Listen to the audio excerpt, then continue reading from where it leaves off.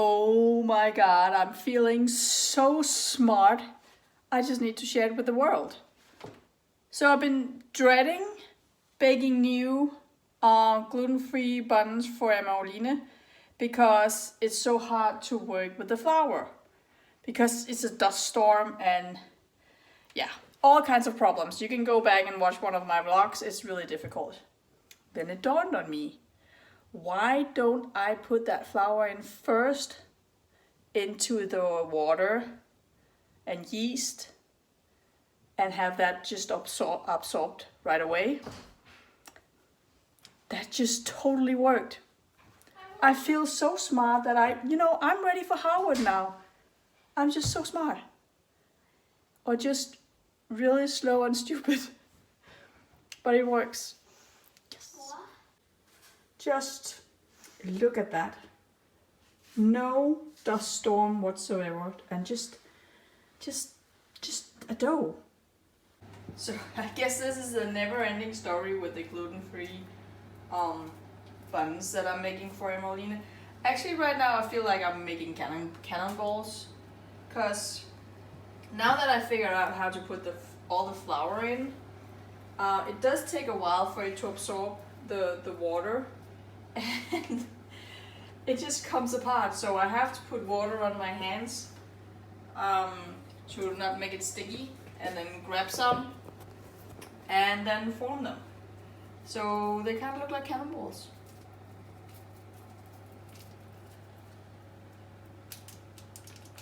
But if you come over here, they actually look nice. And Valdemar, do you like them? Yes. Are they good? Yes. Just as good as they usually are? Good job. So no problem here. They're still just good. She just walked the dog and just came home and she approved them as well. So that's good. They're pain in the behind to make, but they turn out good. Emma-Oline is late for the bus, so I'm just gonna take her to the bus stop. That has never happened before, so that's good. We like to be on time. That was my neighbor. But because of all the bread baking this morning, she's just late. So, and this bus does not stop because it's public transportation, so you don't want to miss the bus. We made it in time, and with time to spare because I drove her, so that's good. It's really cold today. It's just below freezing. Above freezing, sorry. All that stuff.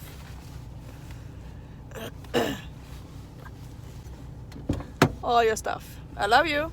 I love you. Have a nice day, Mom. Have a nice day. She's stuck. So the morning so far has been quite busy. I did the regular morning stuff with the children, and then I had treatment, and I had a phone call with the job center. And well, the job center was pretty fast. I gave her an update, and I asked for a job coach. I really need help with, well, I don't even know if I want to be a teacher. I don't think I want to be a teacher, and as I said from the beginning, I'm starting over. I want to do something else. So yeah, I need a job coach to figure that out. I might end up still being a teacher, I don't know, but why not just seize the day and see what can come from this. And then I need help with writing applications and stuff like that again. It's been almost 20 years. I've been almost 20 years at the same workplace. So all my previous experiences are just really old. So I need help with that. And she referred me to somebody, so they will contact me.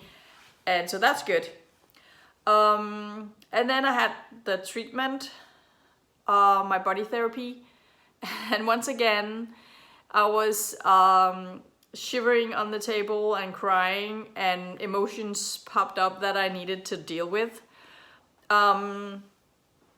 we had talked about anxiety early on, and how anxiety is just such a big word, such a serious word, and anxiety can be so many things.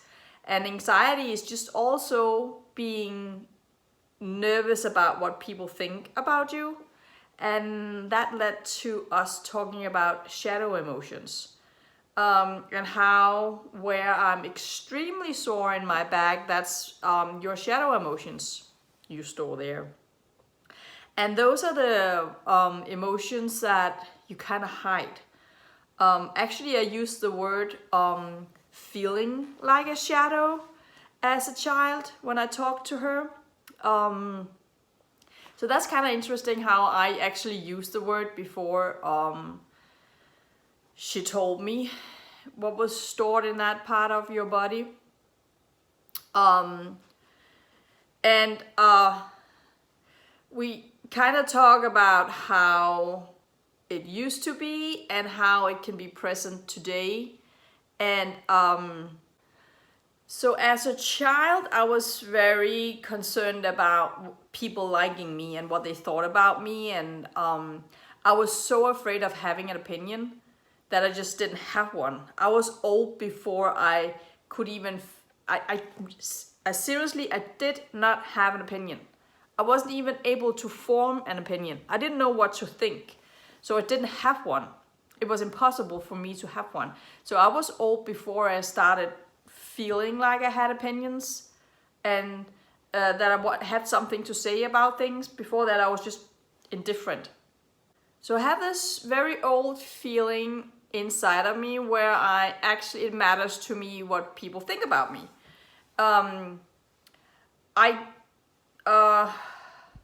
Of course, I'm concerned about it still. I want to be a good mom. I want people to think I'm a good mom. And there are, regular stuff like that. But like the old, really heavy stuff, I have let go of. But now that I'm doing YouTube, I kind of have thought about, I do think about what I put online and who is gonna see it, how they're gonna react, and how they're gonna react. And basically, I should not care whether people gossip or not. But I have thought about it. So just recently, those are thoughts going through my mind. Which I think is good, because I am putting myself online, and I think it's good to have some kind of a filter when doing that. I just don't want to worry too much. And in Denmark, we have something called janteloven, which means we call it a law. It's not a law, but basically nobody is supposed to be better than others. And if you promote yourself, people can react to that and try and put you down. And some people do that a lot, and some people are more into, hey, good for you. I'm so glad that you're doing good. So I'm kind of afraid of how people react and who is going to try and put me down, because people do that in Denmark, and it is extreme. So I have had that feeling going on recently where I'm thinking about that. So laying there on the table with her, and we talked about these shadow feelings, this popped up. And I guess it actually popped up because I have been thinking about it recently. But we went over how I felt as a child and how this stored emotion came about, and I was just laying there and crying and shivering, and I think I let go now. I think it happened there, and I think that's what the shivering is about, just letting go. But it is tough in the moment when you realize what it's about, and then you cry. So yeah, it happened again. So that was my shadow feelings or shadow emotions. But I do like actually doing YouTube. So I just have to get over the fact that some people will gossip, and some people will have an opinion, and some people will try and put you down. I just have to get over it and just return to what I feel about it, and how I'm proud of stuff that I do. I just filmed a series of me doing some DIY, and how proud I am of myself for doing that and being able to film it and edit.